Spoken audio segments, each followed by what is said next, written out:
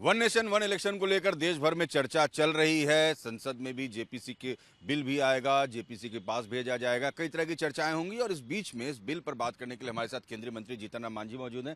Sir, one nation one election का जो concept है, कैसे देखते हैं? हम ये कहना चाहते हैं कि भारत के लिए ऐतिहासिक काम करने की जवाबदेही सिर्फ और सिर्फ नरेंद्र मोदी जी के ऊपर है और सब काम करके वो दिखला रहे हैं। चाहे 370 का मामला हो, चाहे 3 तलाक का मामला हो, और अब जो आप वन नेशन वन इलेक्शन की बात कर रहे हैं, ये तो हम हिंदुस्तानी अवाम मोर्चा सेकुलर पार्टी के रूप में जब रामनाथ कोविंद जी का कमेटी गई थी बिहार में, उस समय भी हम उनको ब्रेवो कहा था और कहा था कि भाई अगर कहीं कम भी ओपिनियन आवे तो भी आप लार्जर इंटरेस्ट में ज़रूर अनुशंसा कीजिएगा कि वन नेशन वन इलेक्शन होना चाहिए। देखिए, इससे वैसे लोगों को तबाही है जो जाति के आधार पर बूथ लूटने की राजनीति करते हैं, उनको फ़ायदा इससे नहीं है, क्योंकि उनको 2 बार 3 बार मौका मिलता है बूथ लूटने का, पैसा खर्च करने का। और वन नेशन वन इलेक्शन की बात होगी तो एक बार कुछ करना होगा तो करेंगे। तो इससे प्रजातंत्र जो है, हमारा डेमोक्रेसी है, वो मजबूत होगी।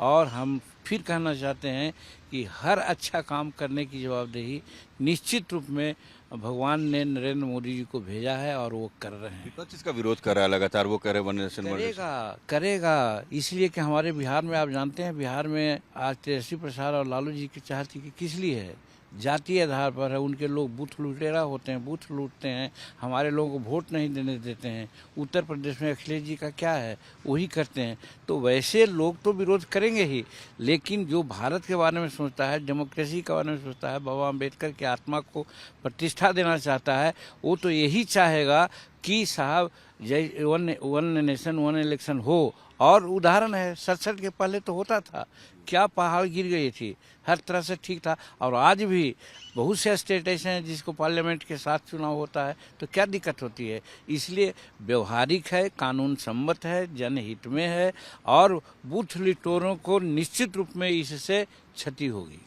सर, ये जो संविधान पर भी चर्चा चल रही है संसद में, संविधान के बहाने जिस तरीके से विपक्ष आप लोगों पर हमला कर रहा है, बीजेपी पर हमला कर रहा है, कई तरह की बातें बोल रहा है, क्या संविधान की चर्चा को बहाना बनाया गया है हमला करने को लेकर, सत्तारूढ़ दल को घेरने को लेकर?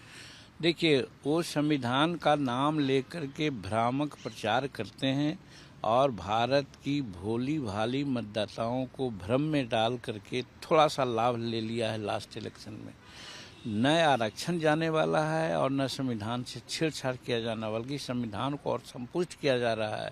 जिस संविधान को संविधान कॉन्स्टिट्यूएंट असेंबली में या उसके पहले भी अनेकों बार ऐसे वारदात आए हैं। कल ही पार्लियामेंट में बहुत लोग बोल रहे थे कि क्या कांग्रेस वालों ने कहा था और क्या अन्य लोगों ने कहा था कि साहब इससे हिंदुत्व की बात आएगी, इससे ये गलत ये चीज़ है, ऐसे धर्मनिरपेक्षता का आँच आएगा इस पर।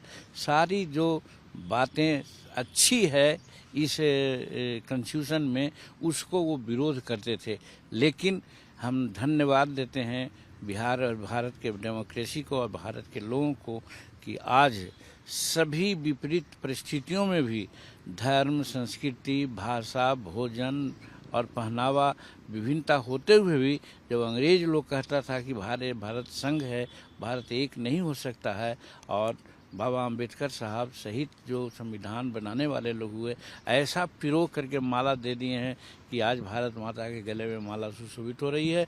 और आज 75 साल हम लोग शानपूर्वक गुजारे हैं, और हमको ऐसा लगता है कि 75 साल और भी बढ़ेगा तो भी कोई दिक्कत नहीं होगी।